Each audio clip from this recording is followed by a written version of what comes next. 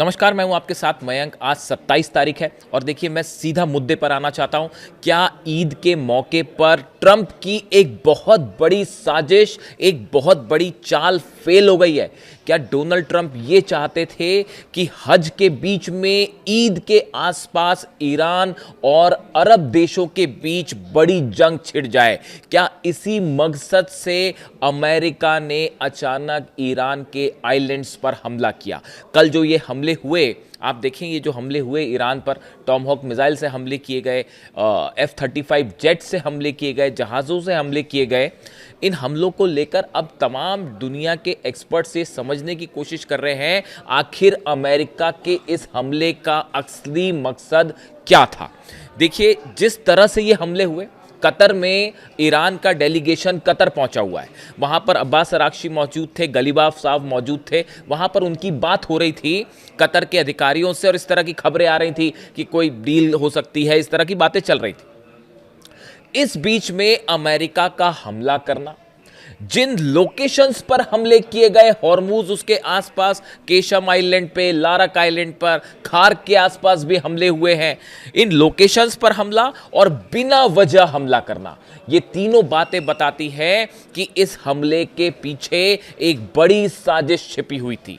और देखिए जो गौर करने वाली बात यह है, सबसे अहम बात, मैंने आज सुबह भी अपने वीडियो में इसका जिक्र किया था, इन हमलों के दौरान 3 अरब देशों के बेसिस का इस्तेमाल भी किया गया है, इस तरह की खबरें आ रही हैं।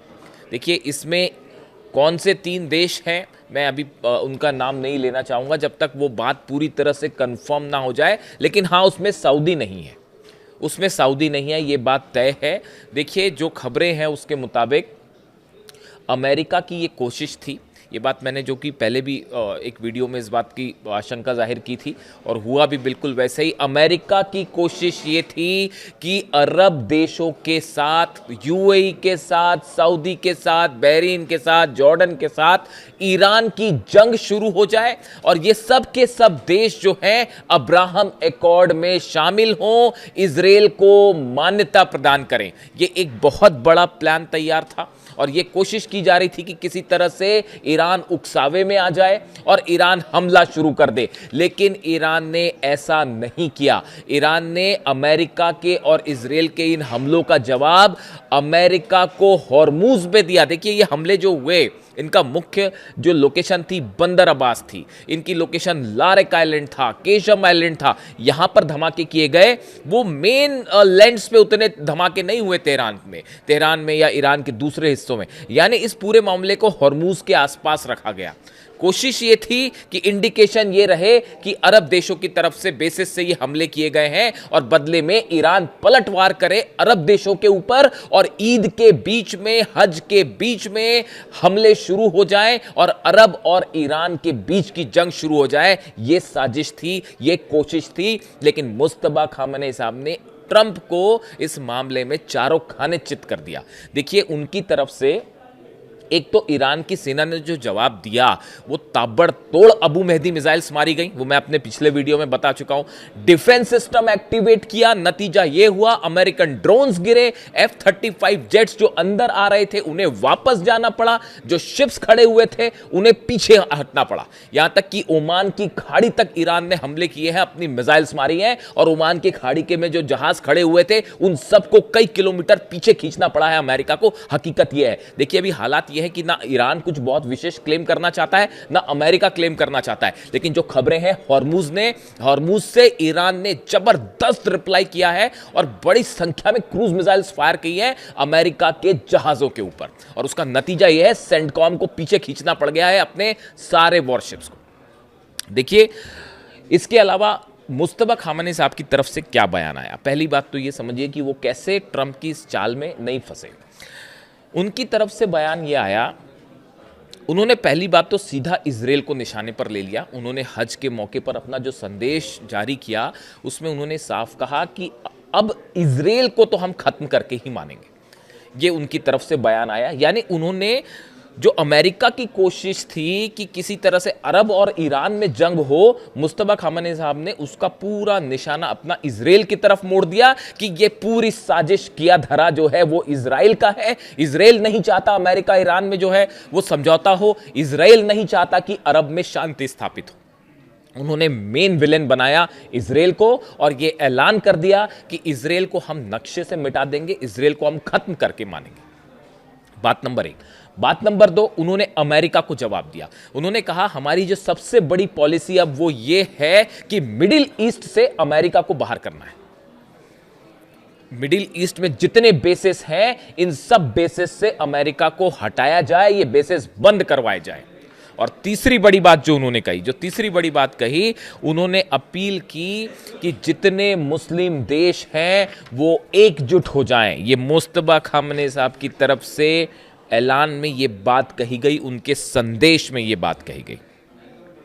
उन्होंने ये बात कहा कि असली दुश्मन यहां अमेरिका और इजराइल है और जितने मुस्लिम देश हैं इन्हें एकजुट होना चाहिए। इस तरह का संदेश मुस्तफा खामेनी साहब की तरफ से दिया गया, इसका बड़ा असर देखने को मिला। देखिए ये बिल्कुल वही बात है।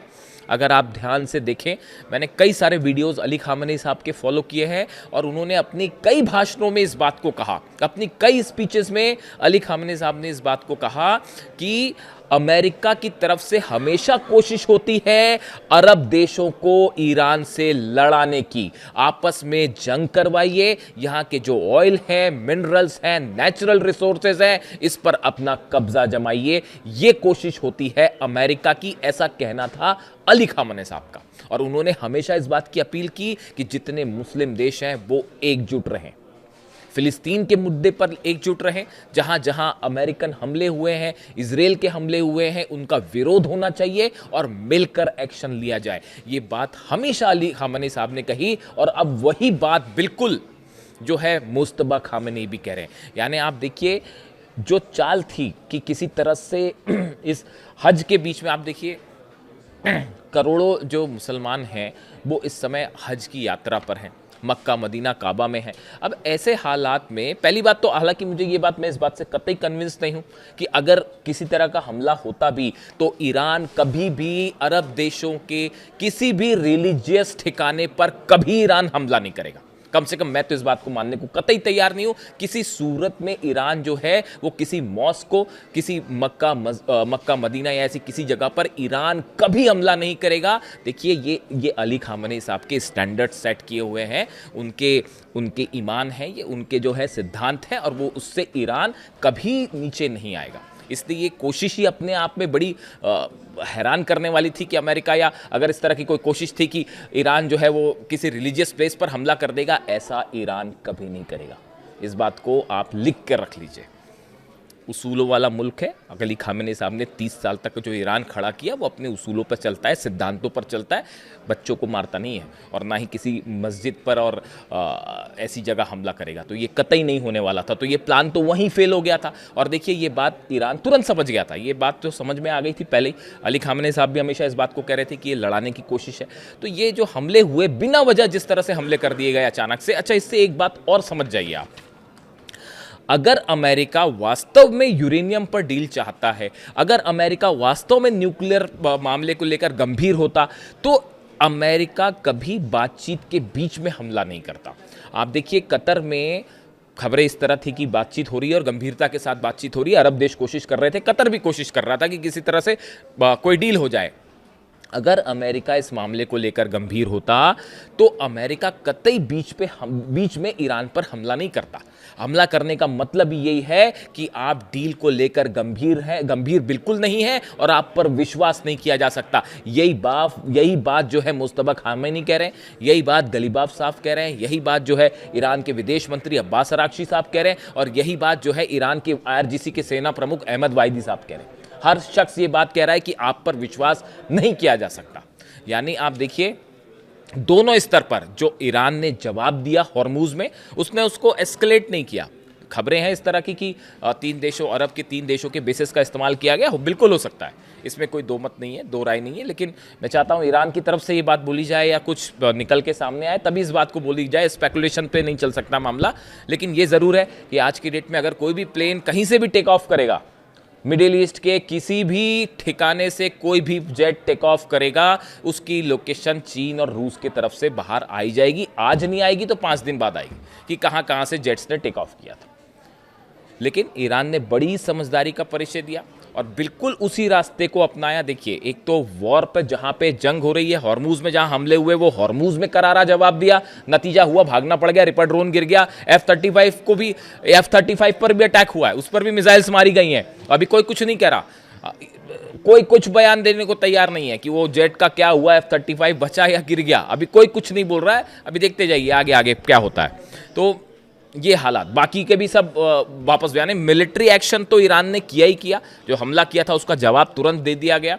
साथ में ही जो मामला था कि जंग वाला प्लॉट था, इसमें नहीं फंसा ईरान और वही नीति को फॉलो किया जो अली खामेनेई साहब फॉलो करते थे। इसीलिए मैं अक्सर कहता हूँ, देखिए एक तो ईद का मौका है और मेरे तमाम दर्शकों ने तमाम बधाइयाँ दी हैं, इसके लिए आप सबका बहुत बहुत शुक्रिया। बहुत सारे इनविटेशन आपकी तरफ से ईद के लिए।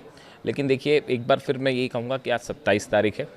27 और 28 तारीख ये वो तारीख होती है जो बेहद मुश्किल होती है और आप समझ सकते हैं कि अली खामेनेई साहब का असैसिनेशन हुआ था। तो वो बात ईरान की हर जनता के, ईरान के जो करोड़ों लोग हैं उनके चेहरे पर आप देख सकते हैं, वो दुख और वो तकलीफ़ आप देख सकते हैं। तो थोड़ा सा ईद जो है वो मनाना मुश्किल होता है, इस बार भी है और कल ईद होगी।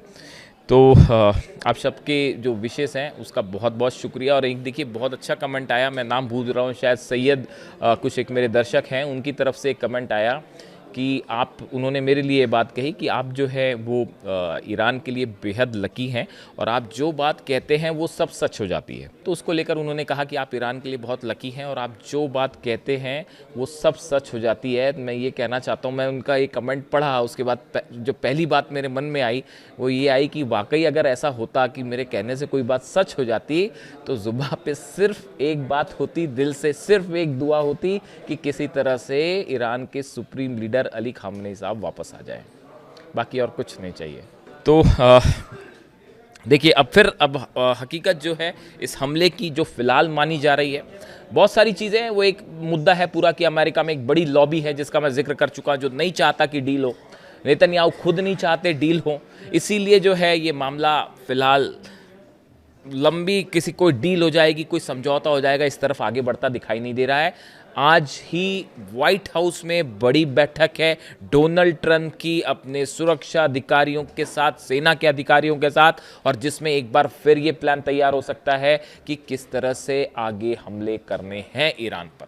देखिए, सऊदी ने भी, सऊदी का भी जिक्र इसलिए कर रहा हूँ, वो अप्रेंट था ही, वो जिस तरह से उन्होंने डिफेंस सिस्टम्स लगाए थे उससे साफ था कि कहीं ना कहीं ये इंडिकेशन है कि हमले हो सकते हैं और बड़ा अटैक भी हो सकता है। लेकिन ईरान ने उसका जवाब नहीं दिया, ये समझदारी दिखाई ईरान ने। इसीलिए विदेश नीति जो है के मामले में भी ईरान जो है वो बहुत भारी पड़ रहा है। और हकीकत ये है कि अरब देशों की अगर आप जनता की राय लें, देखिए लीडरशिप एक बात अलग होती है, लेकिन ये जितने के जितने अरब देश हैं, इनकी जो जनता है वो अब ईरान के साथ खड़ी है। हर शख्स ये महसूस करता है कि ईरान पर जो हमले हुए वो गलत थे। अली खामेनेई साहब का असैसिनेशन गलत था। मिनाब की 168 बच्चियों पर जो हमले हुए, उनको शहीद किया गया, वो गलत था। ईरान पर हमले गलत तरीके से किए गए। अब ये कोई भी देश हो, उनकी जनता ज़रूर इस बात को महसूस करती है। खैर, इस वीडियो में मैं इतने में सीमित रहूँगा और अगर कोई भी अपडेट आता है खासकर व्हाइट हाउस से, ये बात तय है कि एक बड़ी जंग फिर से होनी है, इसमें कोई दो राय नहीं है। रूस का मामला बिगड़ चुका है यूक्रेन से, और इतना बुरा बिगड़ चुका है कि न्यूक्लियर मिसाइल्स निकाल के हमले के और शनिक से फिर हमले होने वाले हैं। आप देखिए, 24 घंटे के अंदर यूक्रेन पर अब तक से सबसे बड़े हमलों में से एक हमला हो सकता है। यानी मामला ना सिर्फ ईरान और अमेरिका के बीच खराब है, उधर रूस और यूक्रेन के बीच में भी मामला खराब है, और दोनों बहुत गुस्से में है, पुतिन भी और मुस्तफा खामेनेई भी। और इसका भुगतान जो है वो ट्रंप और अमेरिका को और इजराइल को ज़रूर करना पड़ेगा अगर किसी भी तरह के हमले होते हैं। वीडियो कैसा लगा कमेंट करके ज़रूर बताइए। Thank you so much.